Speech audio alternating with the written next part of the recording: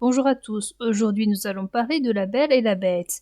Il s'agit d'un conte écrit par Jeanne-Marie Le Prince de Beaumont, dont la date de publication est 1756.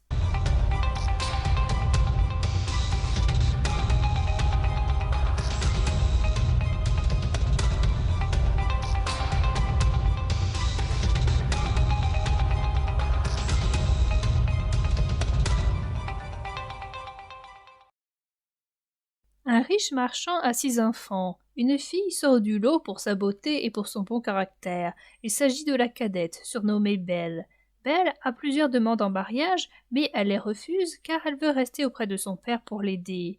Le marchand s'appauvrit et la famille s'installe à la campagne. Cela ennuie un peu Belle qui parvient à s'y faire, mais cela embête beaucoup les deux sœurs remplies d'orgueil. Le père apprend qu'un de ses bateaux est revenu avec des marchandises. Le père va aller à sa rencontre. Les deux sœurs demandent tout un tas de futilités à leur père, et Belle ne demande qu'une rose. Le père part, mais à cause d'un procès sur ses marchandises, il ne s'enrichit pas. Sur le chemin du retour, il se perd dans un bois, et il est pris dans une tempête de neige. Il tombe sur un palais, et ne trouve personne dans le château. Il se restaure, et il finit par s'endormir dans une chambre. Il se réveille le lendemain, et il voit que quelqu'un lui a apporté des habits propres et du chocolat.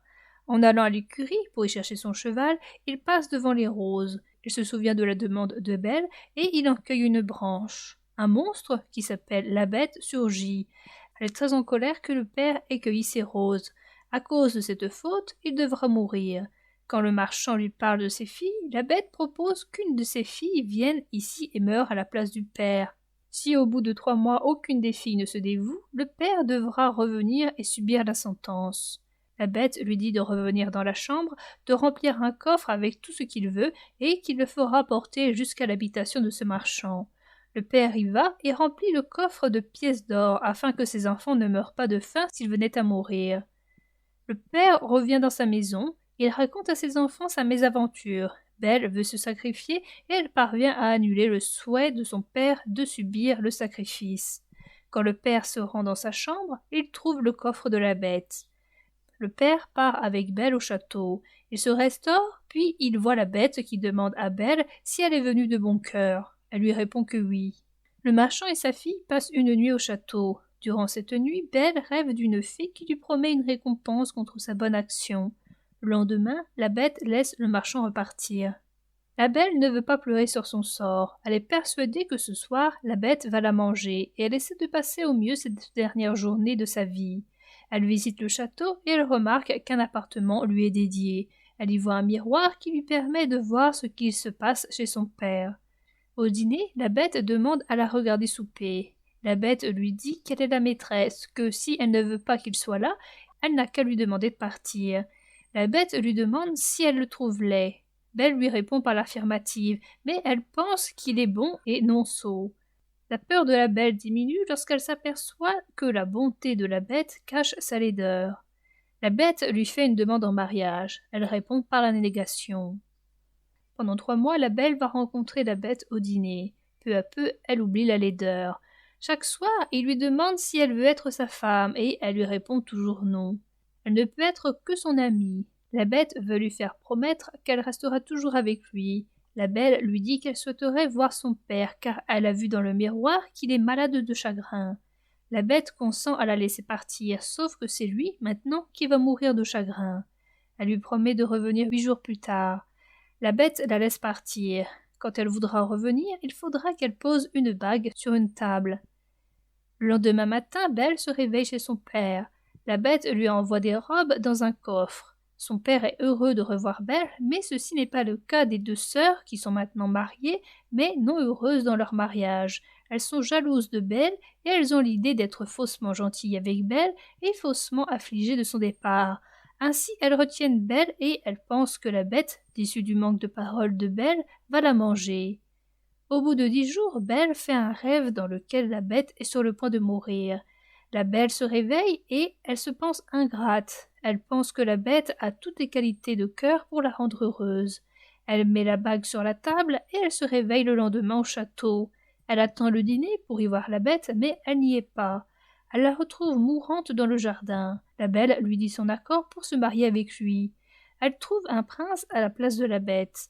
Le prince lui dit qu'une fée lui avait jeté un sort et qu'il n'en serait délivré que si une personne consentait à l'épouser. Quand ils entrent au château, une fée a fait venir la famille de la belle. Cette fée lui prédit qu'elle sera une grande reine. Les deux sœurs sont transformées en statues et elles ne le sauront plus que quand elles reconnaîtront leur faute. La bête épouse la belle. Ce conte est extrêmement moralisateur. La vertu est mise en avant en parlant du sacrifice. Belle se sacrifie pour la bête, mais aussi pour son père quand elle refuse et demande en mariage. Le travail est également mis en avant. Belle, à la campagne, se lève à 4 heures du matin pour effectuer son travail. Le pardon a son importance. Belle n'en veut jamais à ses sœurs. Elle a cette capacité à voir les qualités du cœur chez autrui et non les qualités du corps. Belle possède la vérité. Belle ne sait pas mentir. Belle a cette capacité de ne pas se plaindre sur son sort et en voir toujours le meilleur. Elle n'est pas attachée à des choses futiles telles que des bijoux ou des robes. Cependant, Belle a également des défauts. Il y a son manque de clairvoyance. Par exemple, elle pense que ses sœurs sont réellement malheureuses de son prochain départ. Belle manque de parole. Elle ne revient pas vers la bête au bout de 8 jours. Belle a le désir de plaire. Elle demande à son père une rose car sinon elle imagine les remarques que ses sœurs vont lui adresser. Si Belle agit ainsi, c'est bien parce qu'elle veut plaire à ses sœurs. Le conte est contradictoire. On met en avant les qualités du cœur avant la beauté. Or, Belle n'est pas moche et le prince non plus. Tout le monde finit riche et dans l'aisance. La beauté et la richesse ne doivent pas compter, et pourtant, à la fin de l'histoire, les vertus deviennent beaux et riches. Ce qui ne doit pas compter devient une récompense. La belle alors craignit d'avoir causé sa mort. Elle courut tout le palais en jetant de grands cris. Elle était au désespoir. Après avoir cherché partout, elle se souvint de son rêve, et courut dans le jardin vers le canal, où elle l'avait vu en dormant. Elle trouva la pauvre bête étendue sans connaissance, et elle crut qu'elle était morte.